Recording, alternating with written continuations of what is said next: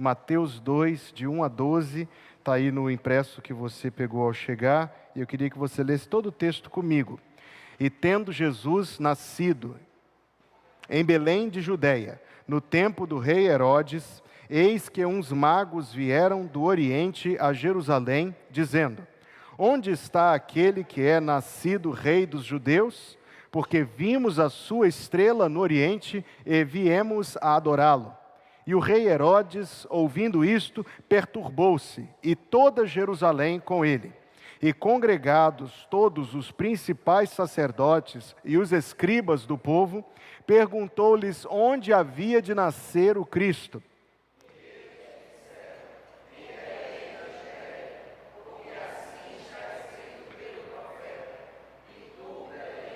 Terra de Judá, de modo nenhum és a menor entre as capitais de Judá, porque de ti sairá o guia que há de apacentar o meu povo de Israel. Então Herodes, chamando secretamente os magos, inquiriu exatamente deles acerca do tempo em que a estrela lhes aparecera, e enviando-os a Belém, disse: ide e perguntai diligentemente pelo menino, e quando o achardes, participai-mo, para que também eu vá e o adore. E tendo eles ouvido o rei, partiram, e eis que a estrela que tinham visto no Oriente ia adiante deles, até que chegando se deteve sobre o lugar onde estava o menino. Regozijaram-se muito com grande alegria, e entrando na casa, acharam o menino com Maria sua mãe, e prostrando-se o adoraram, e abrindo os seus tesouros, ofertaram-lhe dádivas, ouro, incenso e mirra. E sendo por divina revelação avisados num sonho, para que não voltassem para junto de Herodes, partiram para a sua terra por outro caminho, e o povo de Deus diz: amém. Pode se assentar, cor primícias, esteja à vontade, sejam abençoados no seu ensaio, sob direção do irmão Hélio e da irmã Janete.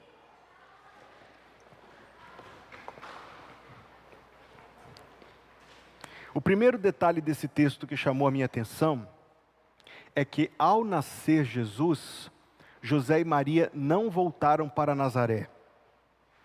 Esse acontecimento que se deu, nós poderíamos mergulhar nos detalhes do texto para chegar à mesma conclusão. Este acontecimento se deu cerca de 2 anos depois do nascimento de nosso Senhor Jesus Cristo. Nós sabemos isso a partir do versículo número 16. Herodes mandou matar todos os meninos que tinham menos de 2 anos. Então não foi, muito embora as nossas manjedouras retratem os magos do Oriente como que presentes na noite em que o Salvador nasceu, isso não procede de fato. Os magos chegaram depois, cerca de 2 anos depois do nascimento de Jesus. O fato notável, no entanto, não é esse mero detalhe cronológico que pode ser interessante, mas é notável que eles, José e Maria, permaneceram em Belém depois do nascimento de Jesus Cristo. Eles não eram de Belém, eles eram de Nazaré. O fato de eles terem permanecido lá e por um tempo tão prolongado não é resguardo. Tem sido objeto de alguma especulação, e eu tenho a minha própria teoria. A maldade das pessoas sujeitaria Maria aos comentários desairosos e vergonhosos a respeito de uma criança que nasceu 9 meses depois do casamento, ou 8 meses depois do casamento. Então, minha interpretação, não posso afirmar, mas a minha interpretação é que José tomou uma decisão de impacto na vida da família para proteger a sua esposa e para servir de proteção e de pai e de marido para aquela família. Claro que isto é uma minha especulação, mas converge com a profecia, porque a profecia tinha dito que o Cristo nasceria em Belém, e em Belém foi possível encontrá-lo, o que também é digno de consideração. Então nós chegamos agora, feita essa consideração inicial, quase eu falei 3. Porque a tradição diz que eram 3. Porque a tradição diz que eram reis, e o dia 6 de janeiro, pelo menos na forma como eu fui criado desde criança, é conhecido como Dia dos Santos Reis. Por que foram conhecidos como 3 reis magos? A única coisa que está na Bíblia é que eram magos, e é um fato muito notável, como a gente vai ver em mais um minuto. São chamados de 3 por causa dos presentes, são chamados de reis por causa da qualidade do presente, do preço dos presentes. Um cidadão comum não tinha condições de ofertar estes 3 presentes, muito embora eles foram dados, nós veremos, mais do que pelo seu valor, também pelo seu significado. O fato principal passa despercebido. A palavra que está na Bíblia é a palavra magos. Na nossa cultura, no nosso idioma, mago significa feiticeiro, abracadabra, ocus pocus.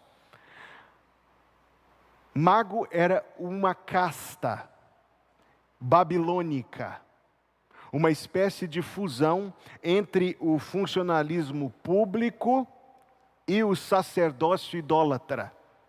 Porque o mago, além de exercer rituais, curas, bênçãos sobre os animais, sobre os enfermos, sobre as famílias, tinha um papel muito importante na organização do Estado babilônico, que era o registro humano, criança que nasceu, casamentos que eram feitos, quem mora em tal cidade, lista de famílias de tal cidade, esse papel burocrático, com acesso ainda a um privilégio, visto que a maioria era eunuco, a maioria era composta por eunucos, eles também voltavam a sua vida para os estudos da química, da física e da astronomia. Razão pela qual eles foram capazes de identificar um sinal celestial, como veremos em mais um minuto. Nós, por vezes, na vaidade da nossa mentalidade do nosso tempo, achamos que as pessoas do mundo antigo eram assim uns bárbaros primitivos que ficavam batendo osso em tronco oco, nos esquecendo que a própria Babilônia foi um apogeu da humanidade no tempo antigo. Você sabia que eles encontraram pilhas químicas na antiga cidade de Babilônia? Pilhas químicas, aquela que você faz com ácido e metal, transferindo polo negativo, polo positivo. Eu era um péssimo aluno de química, eu sei basicamente isso. E que eles construíram um sistema de ventilação pela construção em barro, afunilada, comprida, que permitia conservar gelo. Você ouviu bem? Conservar gelo no sol escaldante da Pérsia, na região da Mesopotâmia. Nós não estamos falando de quaisquer pessoas. Nós estamos falando de acadêmicos, mentes brilhantes, que tinham acesso ao que tinha de mais elevado de conhecimento humano naquela época. Dentre outras coisas, também o conhecimento dos corpos celestiais. Foram encontrados tabletes de barro com escrita cuneiforme, com mapas das constelações, diferentes da forma como os gregos mapearam naturalmente, que é a que nós herdamos, mas ainda assim mapas do céu, mapas das estrelas, dos corpos celestes, dos planetas. E pensar que eles fizeram isso séculos e séculos e séculos atrás, desprovidos de qualquer tecnologia. E enquanto observavam o céu noturno na região da Mesopotâmia, foi-lhes permitido por Deus ver um sinal. Onde está o recém-nascido rei dos judeus? Porque vimos a sua estrela no céu e viemos adorá-lo. 2 perguntas. Que eles tinham conhecimento para identificar um sinal celestial não é então surpresa nem espanto para nós. A pergunta é outra. Como estes magos babilônicos foram capazes de reconhecer nesse fenômeno um sinal do príncipe dos judeus? Esta pergunta é mais curiosa do que o próprio corpo celestial. Até sermos lembrados que houve um profeta de Deus, cujo nome significa Deus é meu juiz, e o xará dele está aqui conosco esta noite, que foi constituído como chefe da casta dos magos, pelo rei Nabucodonosor. Sabe de quem eu estou falando? Daniel. Capítulo 2, versículo 48, ele foi posto como chefe de todos os sábios da Babilônia. E exerceu essa função durante todo o reinado de Nabucodonosor, do seu filho Belsazar, e ainda durante os primeiros dias, já idoso, de Dario, o primeiro imperador persa que conquistou o Império Babilônico. Daniel, detentor das profecias do Antigo Testamento, acompanhe-me atentamente, porque isso aqui não é um mero detalhe, não. Transmitiu à casta dos magos o conhecimento das antigas promessas de Deus, de que um Salvador seria enviado à humanidade. Estes magos, cerca de 5 séculos e meio ou 6 séculos depois dos dias do profeta Daniel, detentores dos papiros, conhecedores das promessas, nas suas observações celestiais, viram algo que fugiu ao comum, mas foram capazes não só de se espantar com o fenômeno, quer natural, quer sobrenatural, mas de reconhecer e interpretar corretamente o significado deste sinal. Isso é que é extraordinário. Isso é que é extraordinário. E sabe que o mesmo privilégio está ao alcance meu e seu? Eles eram portadores da Escritura Sagrada, e com a Escritura Sagrada interpretaram os sinais dos tempos em relação à primeira vinda do Salvador. Nós, os privilegiados, a quem Deus deu acesso gratuito à nova aliança, temos a Escritura Sagrada, a partir da qual nós interpretamos os sinais dos tempos com relação à segunda vinda do Salvador. Por que o mundo está como está? Para falar sucintamente. Alguns interpretam o mal econômico, o mal político, o mal ecológico, o mal social, as injustiças, as opressões, homens oprimindo mulheres, brancos oprimindo negros, ricos oprimindo pobres, são as teorias que o mundo defende, mas os que têm os 66 livros inspirados, infalíveis e inerrantes, sabem. Vocês acharam que eu ia deixar de falar disso? Mas os portadores dos 66 livros inspirados, infalíveis e inerrantes sabem que o que está acontecendo no mundo hoje foi predito pelos profetas e sobretudo por nosso Salvador. Leia Mateus 24, leia Lucas 21 e observe os fenômenos naturais, os fenômenos sociais, os acontecimentos espirituais e o mundo se preparando. A igreja se preparando para receber o seu santo noivo e o mundo em decadência moral se preparando para receber o seu príncipe, que será o anticristo. É isto que está acontecendo. Naqueles dias, poucos conseguiam ligar Escritura com o mundo. E você acha que no mundo de hoje são muitos? São poucos. São os remidos de Jesus Cristo, e infelizmente nem todos, que conseguem ler e interpretar os 66 livros da palavra de Deus e enxergar as profecias de Deus se cumprindo. O que você precisa saber sobre os magos do Oriente? Primeira coisa sobre qualquer outra é que eles eram homens dirigidos pela palavra de Deus. Tais devemos ser também nós. Eles tinham muitíssimo menos do que nós. Praticamente migalhas. Mas observe as palavras que eles usaram. Onde está o recém-nascido o quê? Versículo 2. Rei dos judeus. Sabiam que era um rei. Vimos a sua estrela no Oriente e viemos qual foi o verbo que eles selecionaram aí no versículo 2 também no finalzinho? Adorá-lo. A adoração, algo exclusivo, um direito, um privilégio, algo reservado a somente Deus. Está presente ali que Ele é o Rei, que Ele é Deus, merecedor de adoração.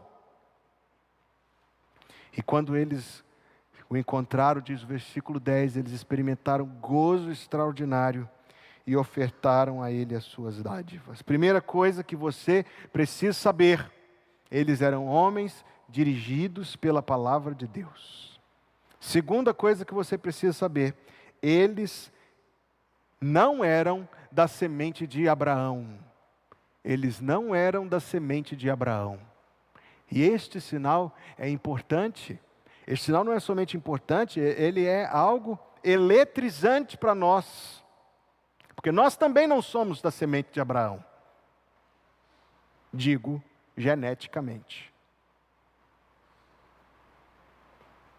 Os sacerdotes, Herodes, que não era um judeu puro, mas meio ou um quarto judeu, deixa isso para outro dia, que tinham acesso ao templo, que tinham muito mais do que os magos do Oriente, inclusive eram os detentores das antigas promessas. Foram os que se perturbaram, diz o versículo número 3. Se perturbaram com a notícia de que o Cristo tinha nascido. Ou seja, veio para o que era seu, mas os seus não o receberam. Esta visita dos magos do Oriente, meus irmãos, você precisa entender, não é um acontecimento fortuito. Ela tem dois propósitos principais, um dos quais vai vir só no final da mensagem, mas o primeiro vem agora. Foi Deus marcando um sinal de que o seu filho, vindo à casa de Israel, seria rejeitado pela casa de Israel como foi, mas seria aclamado pelos gentios, como foi inclusive profetizado. Leio Isaías 11:10. Naquele dia, a raiz de Jessé, a qual será posta por estandarte dos povos, será buscada pelos gentios. Pelos gentios. Leia o Salmo 79, versículo 9, que diz assim: por que diriam os gentios, onde está o seu Deus? Seja ele conhecido entre os gentios. Venham perante a tua face o gemido dos presos, torna os nossos vizinhos.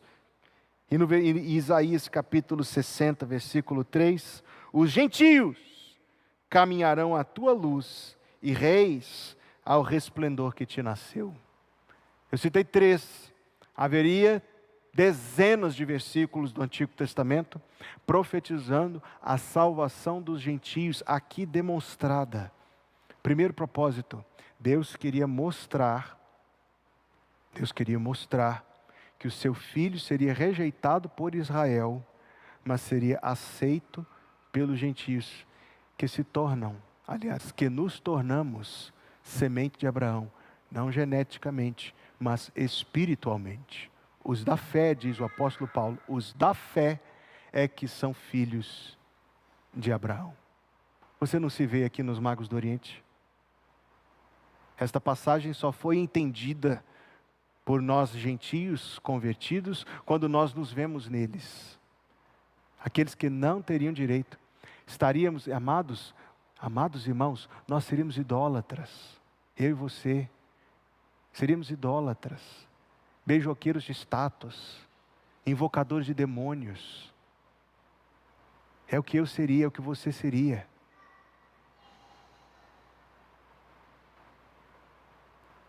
A presença dos magos do Oriente não é um detalhe bonito do presépio, é um detalhe belíssimo do plano de salvação, em que aqueles que não teriam direito ao Cristo são recebidos.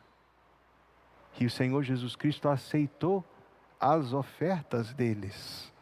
Tão grande é a sua bondade, tão grande é a sua misericórdia. Eles tinham tão pouco, meus irmãos. Eles tinham tão pouco. Vamos imaginar a jornada deles. Depois você faça o que eu fiz. Eu fui lá no Google Maps. Cliquei com o botão direito nas ruínas de Babilônia, uma vez que eles muito provavelmente saíram de lá. E fui puxando o mouse até Jerusalém. Há 2 caminhos. Há um caminho atravessando o deserto da Arábia. Esse caminho tem a sua vantagem de ser mais curto, porque reduz a jornada a cerca de 2.000 quilômetros. Mas tem outras desvantagens. Você não tem onde parar para dormir. Você não tem onde abastecer os seus farnéis, os seus cantis, comida e água, alimentar os seus camelos. É mais curto, mas que chão. Sem entrepostos, podendo ser atacados pelos beduínos do deserto, que eram os piratas da areia, como eles eram chamados no mundo antigo. Caminho curto, porém desvantajoso e perigoso. Segunda rota, você vai subindo lá das ruínas de Babilônia, você vai subir o rio Eufrates, até chegar perto da Turquia ou da Síria, você está subindo do Iraque moderno, até entrar o Irã, antiga Pérsia, e quando você chegar lá, na cabeceira do rio Eufrates, você começa a descer. Viajar por um curso d'água era a prática comum, até hoje é, a prática comum. E aí você desce, você vai ter cidades para dormir, para comprar alimento, você vai ter hospedarias, e como eu disse para vocês outro dia, no mundo antigo, as boas eram que tinham poucas pulgas. Você teria onde amarrar os seus camelos, mas teria que dormir abraçado com a sua bolsa, porque se alguém te roubasse durante a noite, amigo, vai reclamar com quem? A viagem fica mais prática do ponto de vista da logística, mas se estende para uma viagem de quase 4.000 quilômetros. Eu nunca andei de camelo. Uma amiga minha, a minha antiga professora de piano, Verinha, andou de camelo uma vez. E ela conta a história até hoje. Extremamente desconfortável, ela diz. Porque não é nada anatômico, viu? Nem com a sela a coisa se torna muito melhor. Quiçá sentado durante horas do dia. Naquele movimento que o animal faz, segundo ela me diz, porque as pernas da frente são minimamente mais curtas que as de trás, então ele te joga para frente e para trás à medida que ele está andando. Mas dizem que o detalhe mais notável de andar de camelo é o aspecto olfativo de um animal que, segundo dizem, não é dentre os mais assim aprazíveis de você estar em sua companhia. Agora absorva esses detalhes para nós chegarmos à terceira reflexão. Eles fizeram tudo isso para se encontrar com Jesus. Enquanto hoje só queremos o que seja mais confortável para nós.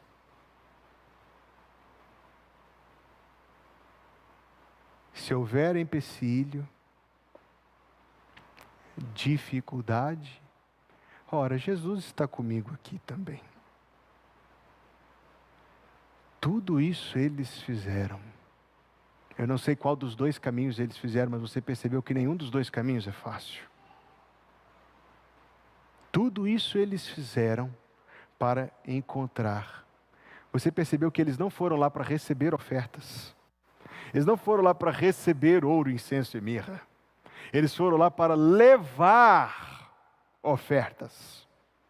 Eles foram lá, veja bem, veja muitíssimo bem. Veja, gente, que isso vai assim como um choque frontal com a mentalidade do nosso tempo, com a qual por vezes nós estamos tão envolvidos e encontramos com tanta frequência em nosso coração. Eles não foram lá para receber, eles foram lá para dar. Para dar.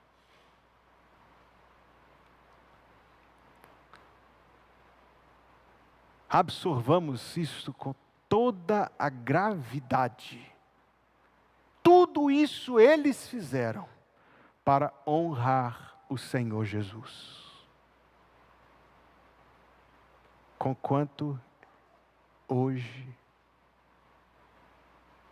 tão diferente. Mas entre os crentes não deveria ser diferente. Eu fui pastor de uma família. Minha primeira igrejinha, Congregação Batista de Águas Claras, no distrito chamado de Macacos. O culto lá era uma maravilha. Todo momento estava todo mundo junto. Era uma bênção. Quando tinha 60 pessoas, ficava gente na varanda. Era uma sobreloja assim, o segundo andar, e a varandinha ficava cheia de gente sentada na varanda, na janela. Uma família. O distrito é muito comprido, é como se fosse uma rua só, de quilômetros de extensão, e a cidade, Minas Gerais tem pouco morro, né? Tem pouca montanha, então subia ali, subia para o outro lado e tal. E tem uma história até engraçada, da primeira vez que eu cheguei lá, eles disseram que ia fazer uma caminhada da igreja, eu perguntei qual a extensão da caminhada, me disseram que era 2 quilômetros, era no mínimo 12. Outro dia eu conto essa história. Tinha uma família que o carro deles quebrou, e eles iam a pé para o culto, meus irmãos. Eles desciam às 4 da tarde para chegar ao culto às 18. Na expectativa de conseguir uma carona, porque a linha de ônibus que atendia a cidade não chegava nem perto, nem minimamente perto da casa deles. Eu lembro do impacto que esse convívio me recebeu. Depois eu fui, bem, essa história, meu tempo está curto. O rei Davi disse: não oferecerei ao Senhor sacrifício que não me custe nada. Isto tem que ser objeto da nossa reflexão. Nós não sabemos quantos eles eram, talvez 30, talvez 60, você não tem como saber. Mas o fato é que eles levaram presentes. E os presentes estão descritos e são conhecidíssimos. No versículo número 11, ouro, incenso e mirra. Nós conhecemos isso desde a nossa infância, desde as primeiras comemorações natalinas. Mas você já parou para pensar no que estes presentes significam? Ouro. Aliás, antes de eu mergulhar no ouro, imagine que você tem que presentear uma pessoa que não precisa de nada. O que é que você vai dar? Você vai dar algo que represente a amizade, talvez, o afeto, porque você está dando presente para alguém que tem, não lhe falta. Eles estavam diante da tarefa, quando eles batem no palácio de Herodes, é porque ali era o local mais provável de encontrá-lo. Era o palácio real, então eles estavam na busca de um recém-nascido rei, eles vão ao palácio real para encontrar com o rei, e este é o significado do primeiro presente, ouro. Ouro é uma dádiva da realeza. Ouro é uma dádiva para a realeza. Não nos diz a quantidade, seguramente foi bastante, falarei disso em mais um minuto, mas nos mostra, anote aí na sua Bíblia, ouro significa realeza, invariavelmente. Ouro é um presente para a realeza. Uma alça com o Antigo Testamento, quando Jacó, mandou seus filhos para comprar trigo do governador do Egito, que ele não sabia que era o seu próprio filho, ele manda preparar um presente para apaziguar o governador, está lá em Gênesis. Ouro foi a primeira coisa que ele colocou. É um presente adequado que honra. É um presente que honra. A primeira coisa que eles ofereceram foi ouro. Frase do Sproul, muitos aqui sabem quem foi Sproul, um pastor presbiteriano lá nos Estados Unidos, autor de muitos livros. Ele disse o seguinte: eu já vi um homem se divorciar da sua mulher, eu já vi um pai se separar dos seus filhos, eu já vi filhos se separarem dos pais, eu já vi pessoas se separarem dos seus familiares. A separação mais difícil de fazer é uma pessoa do seu dinheiro. A pessoa se separa da família, se separa dos amigos, se separa até do cônjuge. Mas diz, difícil mesmo é separar do dinheiro. Invariavelmente, não há exceções, todos os cristãos somos testados, quer na bonança, quer na carência.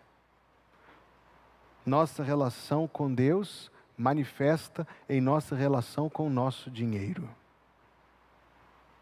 Ouro não é outra coisa, não, meu querido, ouro é dinheiro.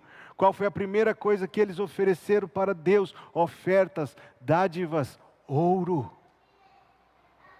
Sabe qual era a finalidade desses três presentes, embora ouro fosse o mais assim direto direto ao ponto, era sustentar José e Maria durante os 2 anos que eles moraram no Egito, que de Belém eles saíram para o Egito, e foram sustentados com a dádiva dos magos do Oriente. Ele disse que a visita deles tinha 2 propósitos. O primeiro era sinalizar a aproximação dos gentios do Salvador, mas em segundo lugar era prover para a família.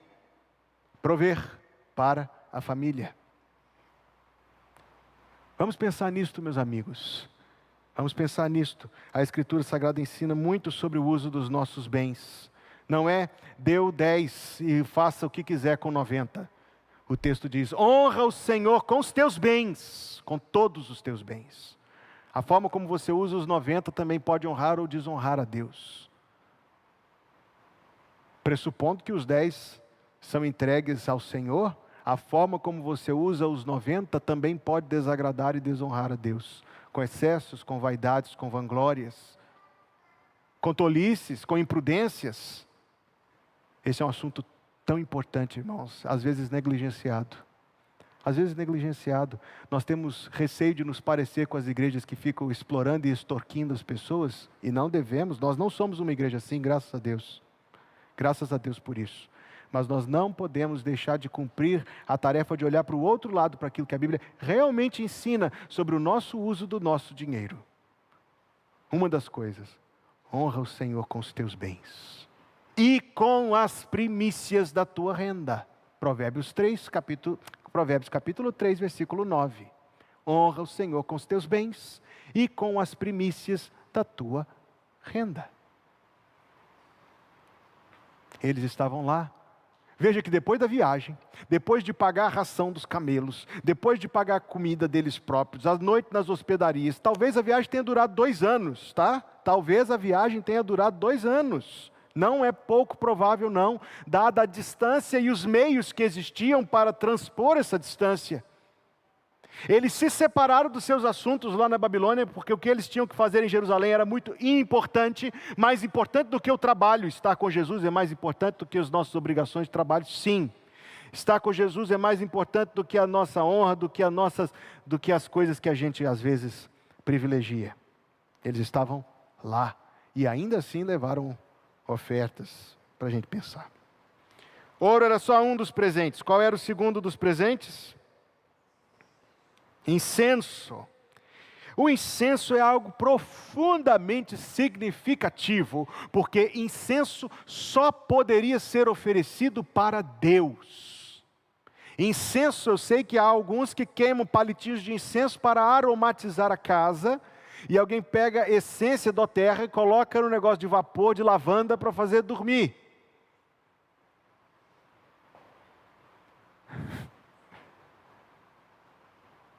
O cheiro agradável do incenso era um privilégio exclusivo de Jeová. Está escrito lá no livro do Êxodo, capítulo 30. Olha o que diz, versículo 38. Se um homem fizer um incenso como este para o cheirar, será extirpado do meio do povo. Eles tinham tão pouco, esses magos do Oriente, mas eles sabiam que o menino em busca de quem eles tinham partido era um rei, e sabiam que era Deus. Se você anotou na sua Bíblia, ouro é realeza, escreva incenso é divindade.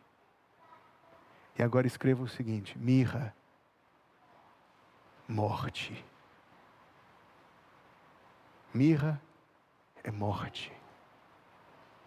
Morte. Quando José de Arimateia e Nicodemos pegaram o corpo do nosso Salvador, João 19:39, eles ungiram o seu corpo com mirra. Dar mirra para um recém-nascido era um presente muito estranho. Perdoe-me se o que eu vou dizer agora mexe com a sua sensibilidade. Era como levar um caixãozinho para a festa de aniversário.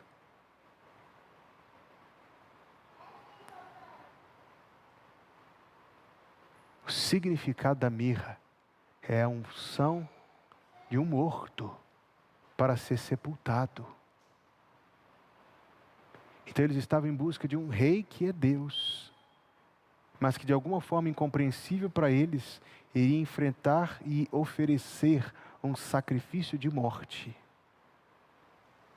Como eles sabiam tudo isso? Eles sabiam tudo isso a partir da Escritura Sagrada. Eles eram homens dirigidos pela Bíblia, dirigidos pela fé, gentios, que ofereceram a Deus as suas dádivas. O versículo do capítulo 11 diz, o versículo 11 do capítulo 2, entrando na casa, para a gente terminar, acharam o menino com Maria sua mãe, e, que diz?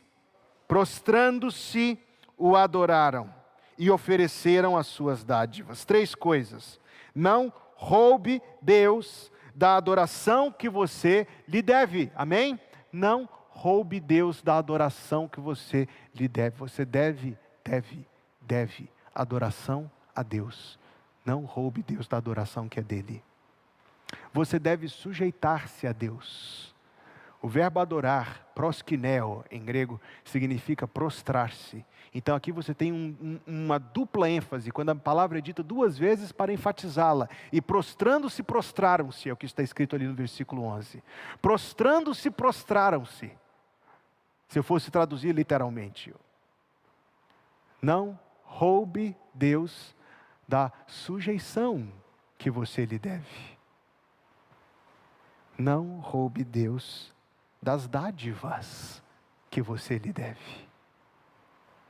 Como é que o profeta perguntou? Roubará o homem a Deus? E qual foi a resposta? Você sabe qual foi a resposta? Vós me roubais nos dízimos e nas ofertas. Não roube Deus da adoração, nem da sujeição, nem das ofertas que você lhe deve. Billy Graham, vou terminar com esta frase, em 1957, pregou um sermão sobre Malaquias, capítulo 3, versículo 8 a 10. E ele disse o seguinte: se você vai roubar alguém, roube o banco. Pegue um revólver, entre no banco, mas não roube Deus. Se você vai roubar alguém, arrombe a gaveta das moedinhas da sua mãe, mas não roube Deus. O que ele estava querendo dizer não era incitar ninguém a fazer barbaridades tais como esta. Ele estava querendo dizer o seguinte: tema a Deus. Tema a Deus. Tema a Deus. Não roube Deus da adoração, não roube Deus da sujeição, não roube Deus das dádivas. A presença desses magos do Oriente é tão maravilhosa. Nunca me deixes esquecer que tudo o que tenho, tudo o que sou e o que vier a ser, vem de ti, Senhor. Vamos cantar em pé. Com esse cântico nós concluímos nossa reflexão dessa noite tão apropriada. Obrigado, Adson, por ter escolhido com tanta sensibilidade o cântico que diz tanto, e com poesia e beleza, muito do que nós refletimos a partir da palavra de Deus esta noite. Homens, adultos, em pé para você cantar melhor. Homens adultos, ajoelhando-se diante de um menino de 2 anos, prostrando-se, curvando-se diante de um menino de 2 anos. Mas não é um menino de 2 anos, é Deus. E diante de Deus nós sempre devemos nos prostrar.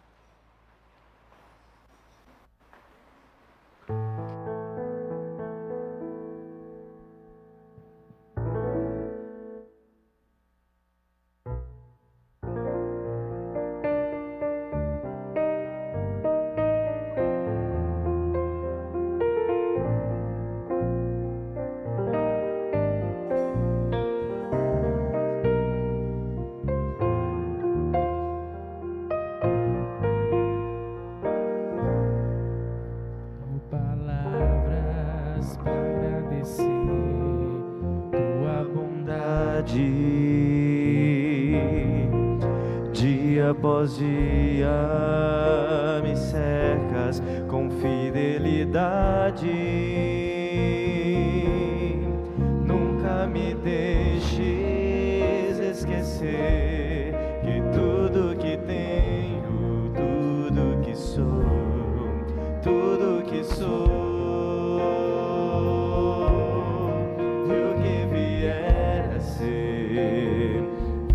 de ti, Senhor. Dependo de ti,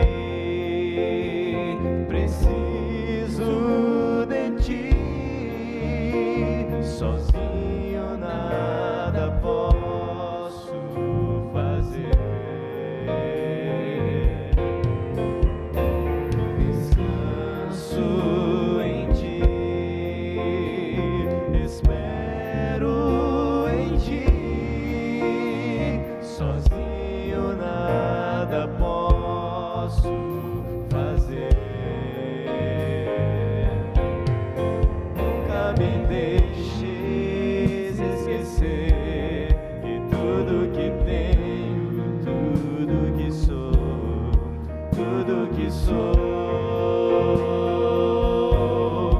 e o que vier a ser, vem de ti, Senhor.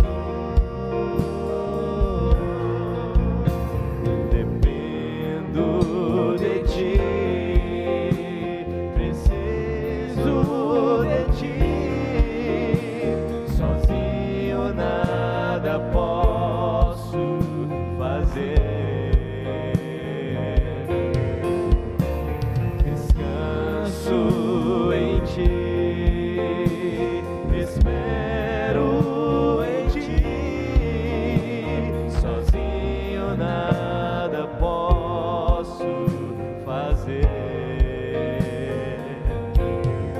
Nunca me deixes esquecer que tudo que tenho, tudo que sou, tudo que sou, e o que vier a ser, vem de ti, Senhor. Tudo que tenho, tudo que sou, e o que vier a ser, entrego a ti, Senhor. Tudo que tenho, tudo que sou, e o que vier a ser, entrego a ti, Senhor.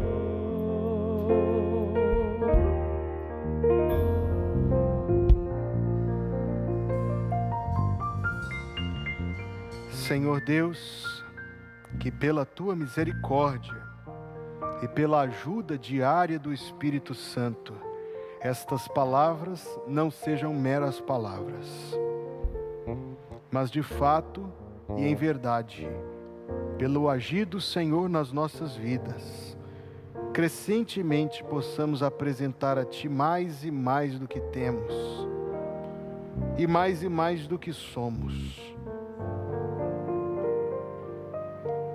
Que o Senhor nos dê graça para tanto, Deus. Entendimento, não só racional, também racional, mas entendimento sobretudo, Deus, no íntimo de nosso coração, para que, mais uma vez, peço ao Senhor, não sejam estas só meras palavras, mas crescentemente e cada vez mais, verdade na minha vida e na vida dos Teus servos, meus irmãos. Obrigado, Senhor, por nos receber na Tua presença esta noite, e obrigado pelo Teu amor tão grande, Deus, por nós. Senhor, que o Senhor continue a nos abençoar, em seguida no breve tempo de oração que teremos, assim como, Pai Santo, ao longo desta semana, até que mais uma vez nos reunamos perante a Tua face, na companhia uns dos outros, para Te oferecer a adoração da qual Tu és digno merecedor. Que a graça de nosso Senhor Jesus, o amor de Deus, o nosso Pai, e a comunhão do Espírito Santo, nosso Consolador, seja conosco, irmãos, permaneça conosco, hoje, amanhã, todos os dias, até que chegue o dia que Deus, nosso Pai, determinou para Jesus vir nos buscar. Em nome de Jesus, amém.